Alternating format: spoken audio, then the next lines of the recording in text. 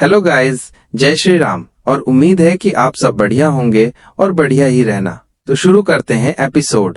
हम देखते हैं कि एल्जा आते ही जीरके से बोलती है कि वो उसे यानी एल्जा को अपना स्टूडेंट बना ले। तो जीरके एल्जा की बात सुनकर हैरान होकर एल्जा से पूछती है, स्टूडेंट बना लूं, इस बात से आपका क्या मतलब है? तो एल्जा बोलती है, बस ऐसे ही।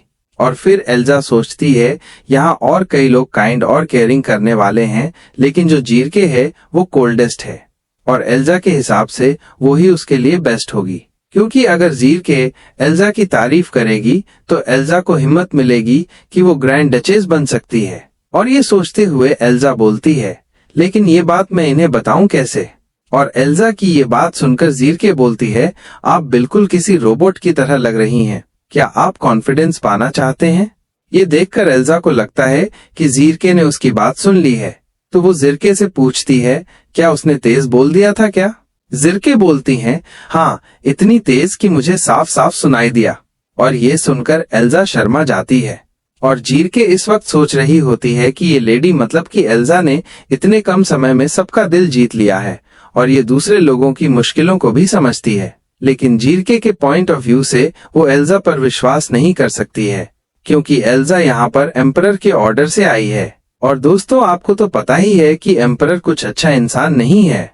और फिर हम देखते हैं कि एल्जा बोल रही होती है कि वो अपनी ड्यूटी को निभाने के लिए जीरके से ट्रेन होना चाहती है। और जीरके ये सुनकर बोलती है कि मैं लेडी, आप हमें काम के लिए पेमेंट देते हैं और अब आपका भी इस हम पर हक है, तो अब आपको मास्टर यानी द ग्रैंड ड्यूक से बार बार परमिशन लेने की जरूरत नहीं है और हम एक तरह से आपके हाथ पैर हैं, तो आप जो कहोगे हम वो करेंगे। एल्जा जीरके की इतनी सारी बातें सुनने के बाद बोलती है कि तो इसका मतलब क्या ये है कि आप मेरी टीचर बनने के लिए तैयार हैं? तो जीरके एल्जा से बोलती है कि आपको जो मन करे आप वो मुझे बोल सकते हैं। तो एल्जा खुश होकर जीरके को थैंक यू टीचर बोलती है। और ये सुनकर तो पहले जीरके थोड़ा हैरान होती है और फिर सोचती है कि अगर सच में ये लेडी मतलब कि एल्जा हिज ग्रेस के लिए वफादार है तो ये अभी बहुत इमेच्योर है अपनी फैमिली और अपने घर का ध्यान रखने के हिसाब से। और इसके कारण अब जीरके के पास एक अपॉर्चुनिटी होती है कि वो ये देख सके कि एल्जा कितनी कैपेबल है। और हम देखते हैं कि जीरके और एल्जा किसी स्टोर रूम में आ गए होते हैं जहां पर खाने का सामान स्टोर किया होता है। और जीरके एल्जा को बताती है कि मैनेजिंग के काम में सप्लाईज का ध्यान रखना भी है।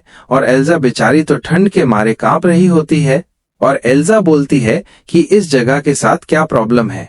तो जीरके बताती है कि ये सब तो मैजिक के कारण है, क्योंकि हिज ग्रेस के मैजिक के कारण ही ये खाना ठीक है। लेकिन जो ऑर्डिनरी लोग हैं वो ऐसा नहीं कर सकते हैं। और हमने यहाँ पर इतना खाना इसलिए स्टोर किया है क्योंकि अगर सिटी में कोई इमरजेंसी पड़ गई तो इसका यूज कर सकें। और एल्जा उसकी बातों को नोट कर रही होती है। और जीरके एल्जा को बताती है कि जो पहले वाला मैनेजर था वो कई बार अपनी अपीयरेंस को बदलकर सिटी की सिचुएशन को देखने को जाता था। तो तभी एल्जा जीरके टीचर से हाथ उठाकर एक क्वेश्चन करती है। तो जीरके बोलती है, हाँ बोलो। तो एल्जा पूछती है कि तो फिर हम ऐसा वेयरहाउस सिटी में क्यों नहीं बनाते? तो जीरके एल्जा को बताती है कि ये कोई सिंपल मैजिक नहीं है, ये एक हाई लेवल का मैजिक है और जो ऑर्डिनरी लोग हैं वो ऐसा नहीं कर सकते हैं। और ये सुनकर एल्जा बोलती है, अच्छा ये बात है। और फिर बोलती है, अच्छा इसका मतलब कि पहले वाला मैनेजर हेल्प करना चाहता था, इसलिए ही वो सिटी में कई बार राउंड लगाने जाता था। तो फिर हम ऐसे सिटी में कोई वेयरहाउस क्यों नहीं बना सकते हैं? वैसे ये कोई इम्पॉसिबल भी नहीं है। तो जीरके बोलती है कि उसके इस क्वेश्चन का जवाब देना थोड़ा हार्ड है, लेकिन अगर सरल शब्दों में कहें तो जो द ग्रैंड डचेस हैं उनकी हालत अभी खराब है और उनके स्टेटस को बचाने के कारण हिज ग्रेस अभी एम्परर के ऑर्डर के खिलाफ नहीं जा सकते हैं। तो एल्जा ये सुनकर बोलती है, अच्छा तो अपने स्टेट को मान्यता दिलाने के लिए वे अभी अपना मैजिक का यूज ऑर्डिनरी लोगों के लिए नहीं कर सकते। तो इसका मतलब कि ग्रैंड डचेस को बचाना एक तरह से पूरे आइसबर्ग साम्राज्य को बचाना है। तो जीरके एल्जा से बोलती हैं, मैंने सुना कि आप हिस्ट्री पढ़ रही हैं, तो आप उसमें ही डिटेल्स चेक कर लेना। तो एल्जा बोलती है, हाँ हाँ ठीक है। और फिर एल्जा को देखकर जीरके सोचती है, क्या फैमिली वालों ने ये नोटिस नहीं किया कि ये लेडी मतलब कि हमारी एल्जा कितना मूर्खता से सोचती है? और हम देखते हैं कि एल्जा का ध्यान किसी चीज पे जाता है एल्जा का ध्यान फिश के ऊपर था, जिन्हें कि एल्जा घूर घूर कर देख रही होती है। और एल्जा को ऐसे देखकर जीरके एल्जा से पूछती है, क्या कोई बात है?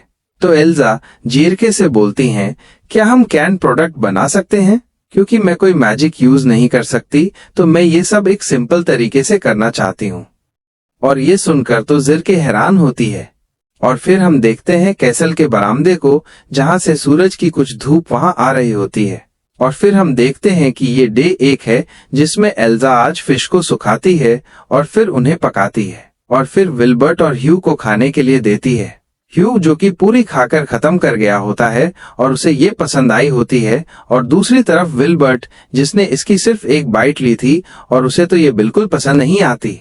तो डे 2 को एल्जा फर्मेंटेशन करके कुछ ऐसा बनाती है कि उसमें से बदबू, और वो देखने में ही ऐसा था कि विल्बर्ट और ह्यू देखकर समझ जाते हैं कि ये खाना नहीं जहर है। और विल्बर्ट तो एल्जा पर डांटता भी है कि ये जहर भी कोई खाता है क्या।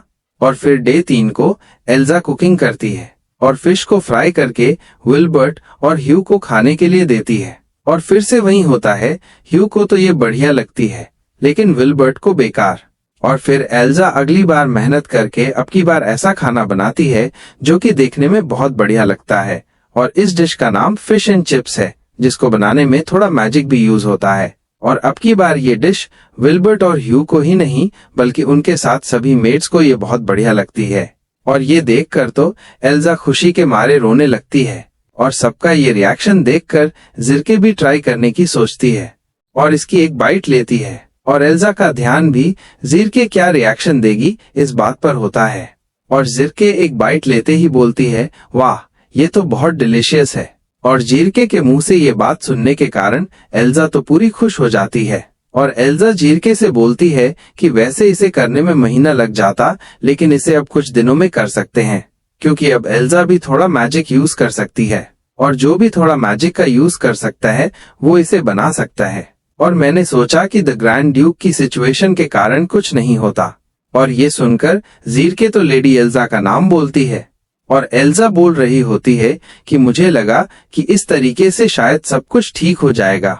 और जीरके एल्जा की तरफ देख रही होती है और एल्जा भी जीरके की तरफ देख रही होती है, लेकिन अगले ही वक्त एल्जा जीरके से कई बातें बोलती है, ब्ला ब्ला ब्ला वगैरह।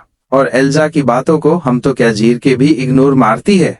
हम देखते हैं कि द ग्रैंड ड्यूक किसी कमरे में बैठे हुए अपना पेपर वर्क कर रहे होते हैं, और तभी कोई दरवाजे पर नॉक करता है। और हम देखते हैं ये होती है जीरके, जो कि दरवाजे पर नॉक करते हुए बोलती है कि ये मैं हूँ जीरके। और जीरके की आवाज सुनकर द ग्रैंड ड्यूक उसे अंदर आने के लिए बोलते हैं। और गाइज, इसी के साथ ये एपिसोड भी खत्म। और नेक्स्ट एपिसोड के लिए प्लेलिस्ट चेक कर सकते हैं। और जो भी वीडियो अपलोड होने वाले दिन इस वीडियो को देख रहा है, वे नेक्स्ट एपिसोड के लिए वेट करें। और अब मिलते हैं अगली वीडियो में। And bye bye guys.